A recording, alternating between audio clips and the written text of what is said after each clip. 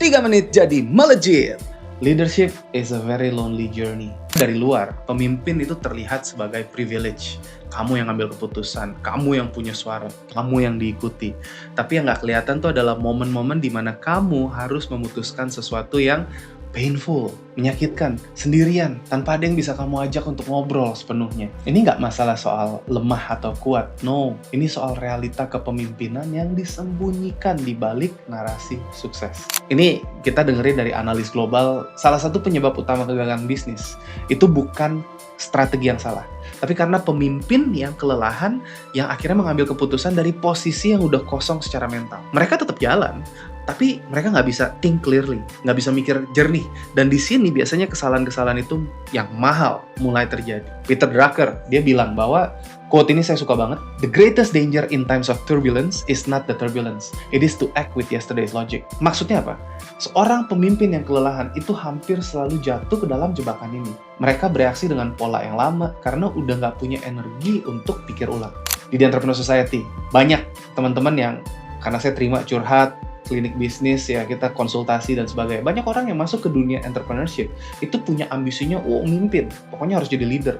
Mereka pengen bangun tim, bangun culture, bangun sesuatu yang bermakna. Nggak salah, itu benar. Tapi ketika pressure-nya datang pertama kali, sebagian besar dari mereka nggak siap dengan posisi itu. Mereka kaget bahwa semakin tinggi tanggung jawab kamu, semakin tinggi orang-orang yang benar-benar bisa kamu ajak untuk ngomong secara terbuka. Bukan karena nggak ada yang peduli, tapi karena memang posisi kamu menciptakan jarak itu. Kalau kamu sebagai pemimpin, kamu curhat sama tim kamu akan bahkan mungkin bisa bikin mereka down. Think about it. Bayangin seorang kapten kapal di tengah badai. Seluruh kru tuh ngeliat ke dia. Lagi badai nih kan, dia lagi nyetir kapal gitu. Tapi dia ngeliat, kapten kita mesti gimana nih? Kaptennya mesti tahu.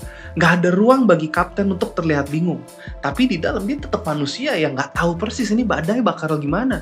Anginnya seperti apa? Ombaknya seperti apa? Leadership, ya kepemimpinan yang matang itu bukan berarti tidak merasakan ketidakpastian. Tapi itu adalah kemampuan untuk tetap functional di tengah ketidakpastian itu. Tanpa membiarkan rasa takut jadi keputusan. Howard Marks, dia pernah bilang, "You cannot predict, but you can prepare."